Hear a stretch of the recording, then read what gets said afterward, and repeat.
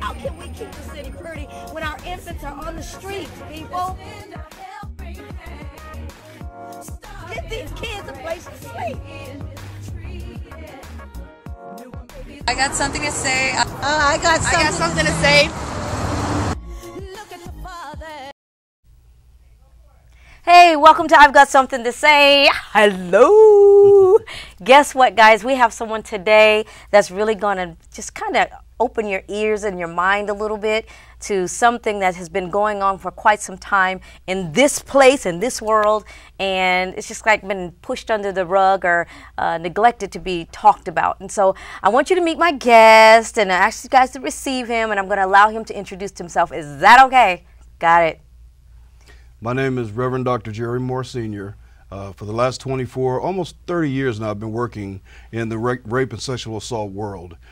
What I primarily did was continuum of care for the victims, going to the hospital, walking through the forensic exam with them, helping with police questioning, and being an advocate for them as they went through the sexual assault process. In the last 5 years, my focus has changed, though. I'm changed more now to male-on-male sexual assault. Even more specifically, non-incarcerated heterosexual male-on-male assault. And now, is that happening quite a bit? I mean, absolutely. It's very, very prevalent.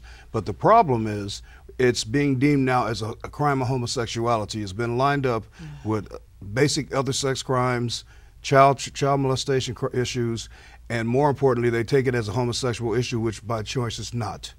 So is the conviction with it the same, or? The conviction is actually the hardest thing to do because at this point, there's only 10% male reporting. Only about 10% of men come forward, and those that then come forward, very rarely do they describe themselves as heterosexual or homosexual. But the fact of the matter is, most perpetrators of the crime don't deem themselves as heterosexual or homosexual. Rarely do you hear it as a homosexual act. And in most cases, I've never personally had a case out of even Hillcrest in our gay area of town, the LGBTQ area. What we see is the males are afraid to come forward because of the epistemologies of the stigmas that go forward, the perceptions, the myths, and the stereotypes that go around male rape. Right, but are the people that are being raped, are they actually practicing that kind of life, or? No, that's not. So they're not? No, they're very heterosexual, and many of them are, again, alcohol's, in about 90% of your cases, alcohol is going to be involved. Then you'll find that some of it is just forcible. And the perpetrators basically just see it as a power and control issue. It has nothing at all to do with sexuality. It's hard for me to imagine that with a very, very strong man. How is that happening? Because when I think of a man, I think of strength. It takes, is it 2 men maybe? It takes strong strength to be able to take something from another man, I think. That's the perception, and I've very rarely seen rape in concert where it's more than one person. Many occasions it's an intoxication issue where they get them intoxicated. You'll also see where it's kind of a setup. They'll take them out, enjoy the times with them, having a good time. Generally younger men, but you do see it in older generations as well. And they enjoy a good time and they get them intoxicated. They'll slip drugs in them just like what they would with a woman. Wow. And they engage in sexual assault with them, violation. So what are these? What is the main objective? What do you want people to know in regards to that thought? What I need people to start realizing is, one, we have to recognize it as a crime within itself. It's not a whole-centered crime, whereas you have males, women raping males, males raping women, etc. We need to look at the male portion of it as a single entity, because it is so prevalent now. It's keeping men quiet because of the stigma that I'm going to be deemed homosexual, that nobody's going to believe me, and as you stated earlier, I'm supposed to be able to protect myself as a man. That's the perception. But I've seen also male rape where a woman has actually raped a male. How? Well, it's very obvious, and some of them, you'll see a larger female and a smaller statured male, and she basically dominates him. In one situation, I know young man couldn't perform, and when he didn't perform, she would either burn him with a cigarette, stick him with a knife, and on this particular occasion when I met him, and this has been years ago, so nobody will recognize this case openly now, she poured a plate of hot spaghetti on him, a big pot, and that's how she would make him perform. He was afraid to come forward. Wait a minute. Now, y'all have to forgive me. Y'all know I gotta understand. Okay, when you say make him perform, yes, to me, in order to perform, something got to happen there. There should be sexual right, arousal. but the spaghetti is not. How does that cause him to respond? That was actually just a punishment because he Okay. wasn't able to perform. Okay. And unfortunately, this had been happening over a period of time. Mm-hmm. When I first came into the purview of understanding male-on-male sexual assault, I used to be a drug and alcohol counselor. Mm-hmm. And we would have small groups with people talk about issues that are going on with them, their drinking behaviors. And one man, his disclosure was that I had been sexually assaulted, and I didn't know how to tell anybody. I didn't know how to come forward or receive help. So he kept it in and he acted it out through the drugs and the alcohol. So what we ended up having to do was actually at one point we had some groups that were called adults molested as adults. But they're very hard chapters to keep open because once the men come forward and disclose it the first 2 or 3 times, then the fear factor comes in on what people are perceiving them What as. generally needs to happen that encourages a man to speak out? What is the... What I'm seeing now, and in my study that I just did, my dissertation was actually specifically in that area. And what made them come forward, one was anger. The other was fear, and then the wanting to expose the world to things.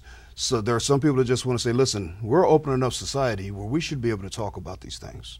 Yeah, but for a man, that's a lot. And I'm not a man, but I can understand the way of his making, the pride of his making.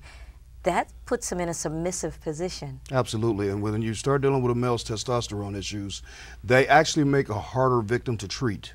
Even when you go into the forensic room with them for the forensic gathering process for the rape kits, or when you go into just a counseling session with them, they always feel like they're being judged.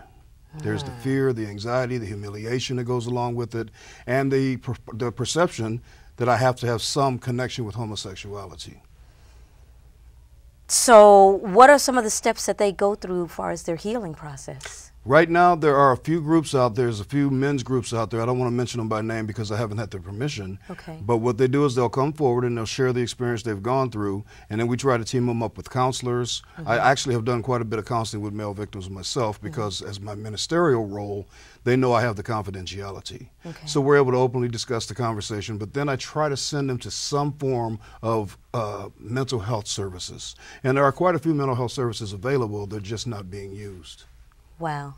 So when we're dealing with the man going through what they're going through, and there's, okay, for instance, there's somebody watching today that's actually being a victim to this, or have been a victim to this, or still involved in being a victim to this, and they're afraid to speak out for the sake of embarrassment. What would you say to them? I would say to them that the longer you hold it in, it's not ever going to go away. It's going to be that haunting figure in your background. You'll see in the military where young men will go in the military because they were molested as children or as early adults, and they say 1 in 10 men have been sexually assaulted. 1 in 10. Last year, 2010, the FBI reported 93,000 male-on-male sexual assaults, but that's only 10% reporting. So what we have to get out, we have to get a social mind around. The men have to be able to come forward. They have to find a place of respite where they're going to feel as though they're actually going to be cared for and not judged, because that's the biggest issue. We have to stop the judgment. So the judgment is the biggest problem. Absolutely. And when men hear that, just as we were talking earlier, and you actually said when a man in the testosterone and they should be able to protect themselves, that's the exact feelings they have. The exact feelings they have. But now that that's been taken from me, power and control has been deemed over me, it's just fearful to come forward. Well, it's kind of like that's kind of how they were taught from growing up. Absolutely. You know, boys are not supposed to cry, and Right. and so that pride about them, along with their testosterone, And bravado. makes them who they are.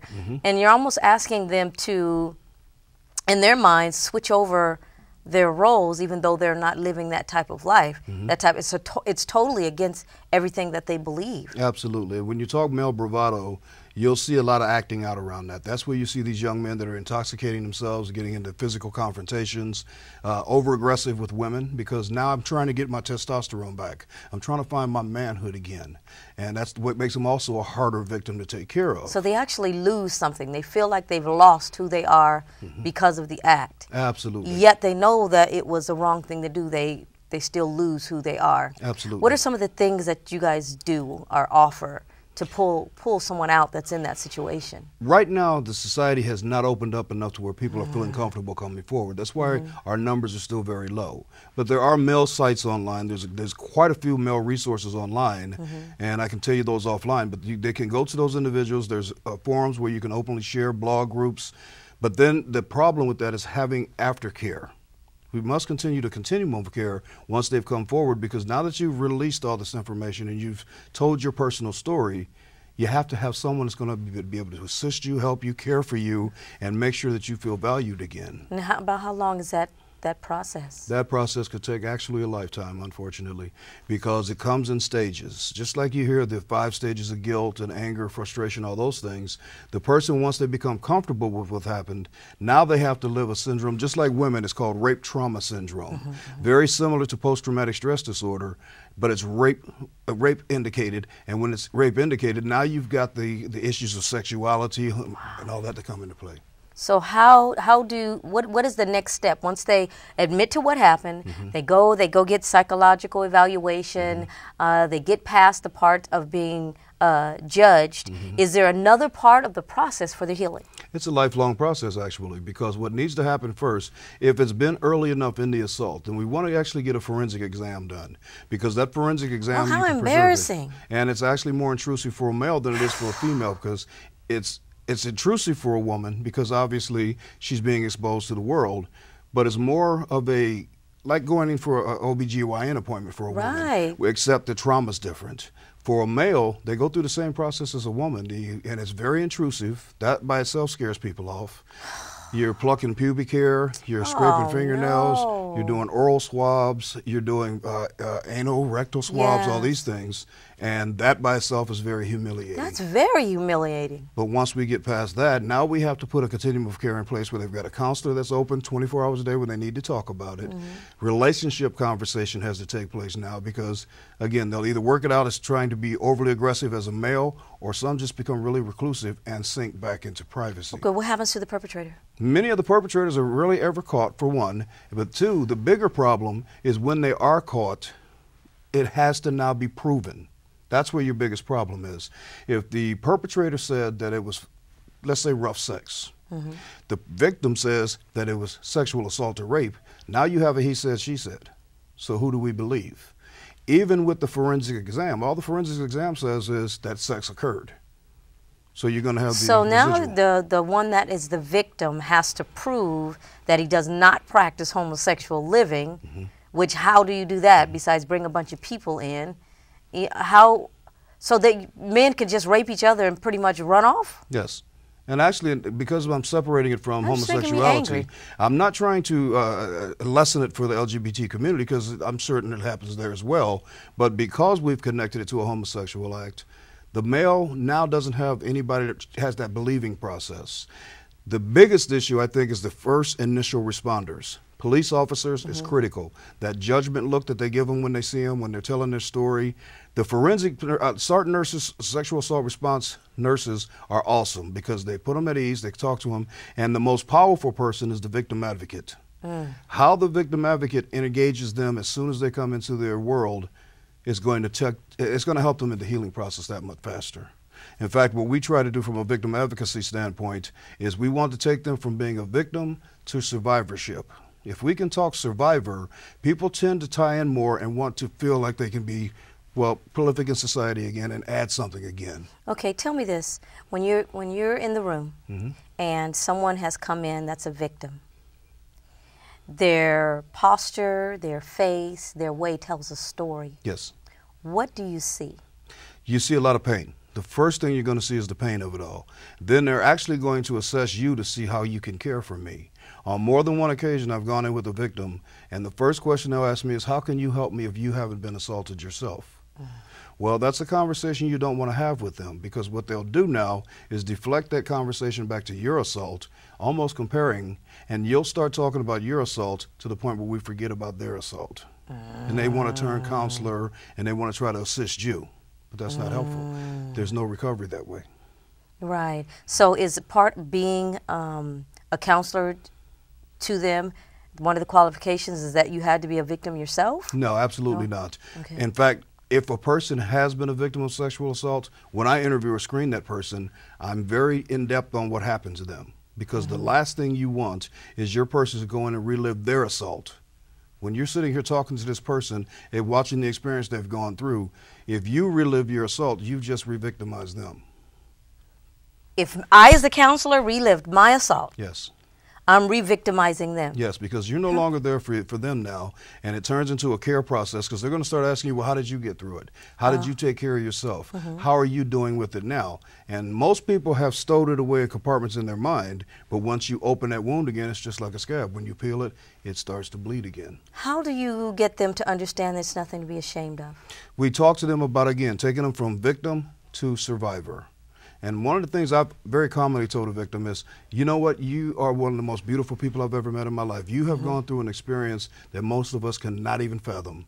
But now you've come forward and asked for... You know, there's got to be a solution or a way or something that we could possibly do to help fix this problem, because if not, it'll lead to probably drugs and suicide and whatever else. What do you recommend that we do next? I think the most important thing we can do is put it back in the scope of the society, get society looking at it again. And how do we do that? We've got to start talking about it, just like when we did the awareness of women being sexually assaulted and we made it an issue where people would now start talking about it publicly. We have to do the same thing for men, and we have to put resources in place that they can go forward to. There are quite a few male-on-male sexual assault groups out there, very few that are specific to heterosexual males, though. So we need to get public awareness.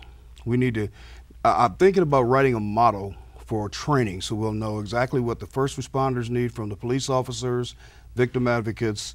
Sane nurses already know what they're doing, but make it out a public cry now so the public hears that this is actually a crime that is taking place, and open it up for people to be more comfortable. Do you have a recommendation for someone who's just like, this is totally new to me, and they're hearing you say this is what we need to do? Do you have a recommendation for a starting point? I would recommend that if they've been assaulted and it's rather recent, and I say recent within like 12 to 24 hours, contact the police department immediately, because that's going to put them in the track with the forensic nurses. That's going to get them over to the hospitals, like Palomar Hospital takes care of forensic cases for us, and now they'll have at least a start. From there, we have referrals that will send people to different counselors or different areas and give them a list that they can choose from themselves. Gosh, when you say police, it just seems like a harsh start for me. It seems like there should be some type of compassionate something that's more, because, you know, when you think of police, you think of hard, you know? Well, but they actually have a sex crimes unit, and the sex crimes unit are very well trained in the care of individuals, although they do get jaded after seeing it so much. But it also, by law, they're the ones that maintain forensic kits. And because now that you've done a forensic kit, it becomes evidence.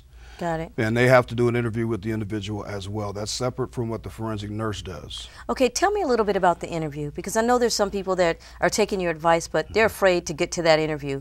What are they going to talk about? The interview is very intensive. They're going to ask very personal questions. They're going to ask if you've engaged in any type of sexual act with anybody else in the past 12 to 24 hours.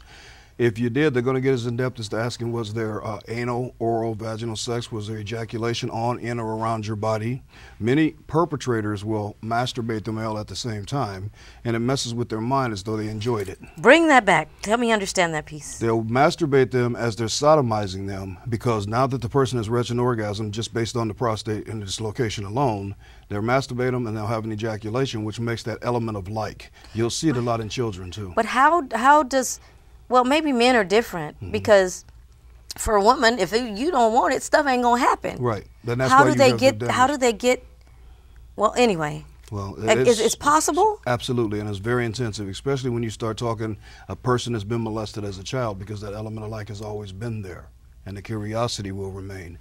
Even if you're being a victim. Even if you're a victim, because at some point that element of like plays into it, where you did feel something good out of it. It did have some form of pleasure, which messes with the mind, because now I have to question, am I homosexual? Oh. And that's very, very, very prevalent with perpetrators.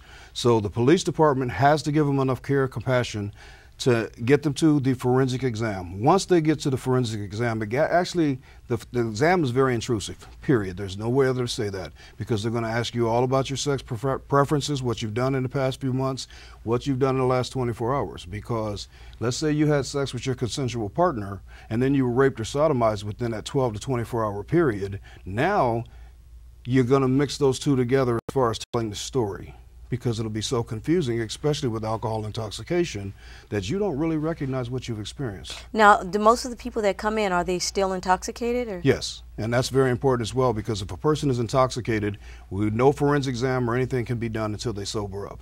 So we have to sit with them. That's what your advocate does.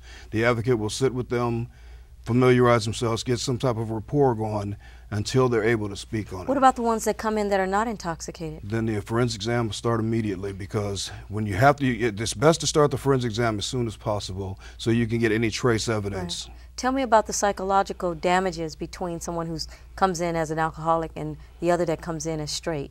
When a person comes in as non-alcoholic, generally the whole gamut of shame, guilt, humiliation, fear, all the perceptions all come in. Those epistemologies I talked about earlier of being not able to care for yourself, you were possibly not a victim, or was I a victim? So all of those things are going on in their head. When you talk about a person that's intoxicated, on most occasions, they don't remember what happened to them. How do they know that they were a victim? Well, because the feeling that comes after being assaulted, just like anybody can feel that they've engaged in a sexual act, the same thing will happen with that person. They'll wake up with soreness, or on more than one occasion, we've actually found the person and their pants will still be around their ankles or something of that nature. So, male victims are interesting too. I want to just say this real quick. Most male victims won't say, hey, he sodomized me as well. They'll generally say, I got beat up. Now, once the forensic exam starts, then they'll say, can you have them check this area for me? Wow. So, but if there's something that happens that causes them to break that, what is that? Just being comfortable with whom they're talking to? It has a lot to do with the comfort level that started from initial contact. As soon as that person comes forward and says something happened to them, the individual's first responders have to be engaging enough and caring enough to not push blame. Don't ask questions like, where were you at? Why were you dressed that way? It's no different than a woman. The perpetrator has set them up. And they'll set the most beautiful scenery for them. You're playing music, you're listening to TV shows and doing things in common, and they're building that fake trust in them. And then the person has been victimized. Now the trauma starts because I put myself in that position. Do you ever find one that's struggling with wondering, am I gay now? Absolutely. That's huge. And I'm gonna shift that for just a second, because this will be very knowledgeable. When you talk to a person that's been incarcerated and they've been sexually assaulted or raped in prison, it's very common for the perpetrator to get out of prison and resume a normal heterosexual life. But the male that's been raped or sexually assaulted in prison, they struggle with sexuality again. Some of them actually cross over and just, now I feel I'm homosexual, and will actually live that lifestyle. Wow. Yeah, it's confusing, but they'll still live that lifestyle. Wow. So with someone watching, because the show's about to end, and you know, the show's about bringing awareness and to encourage people to come out and speak if they're a victim, what compassionate line of words could you share with them? I would say, you survived it. You're not a victim any longer. Let's get you to survivorship. It was not your fault. You were violated. There are enough people that care enough about you, and you can find it through clergy. You can find it through resource centers and male websites for some people that are more comfortable. And personally, I'm open for conversation on it anytime. If a person wanted to contact me and we just talk privately, I prefer that they don't do it in person first, because then we'll be able to build a rapport without me actually looking into your eyes and trying to adjust to whether or not the shame and the judgment's there. How would they contact you? I have my email. My personal email address is my name, Jerry Moore, JerryMooresr @gmail.com. Jerry Moore Sr., JerryMooresr @gmail.com. That's my direct email address, and I'd prefer to go that way instead of phone conversations, because now I can get a scope of what they're dealing with and try to find resources to have them available at the same time when they come from the interview. Okay, do you have a time limit that you respond, or? I try to get back to people. I get my emails on my phone. Okay. Now, I teach during the day, and I have somewhat busy evenings, but if I notice that it's a sexual assault issue, I will try to get back to you no less than in 30 minutes. Okay. If I have to take a break or whatever I'm doing in the middle of it, I will try to get back to them within 30 minutes, but I never let it go longer than 3 or 4 hours. Okay. Well, guys, that was a mouthful.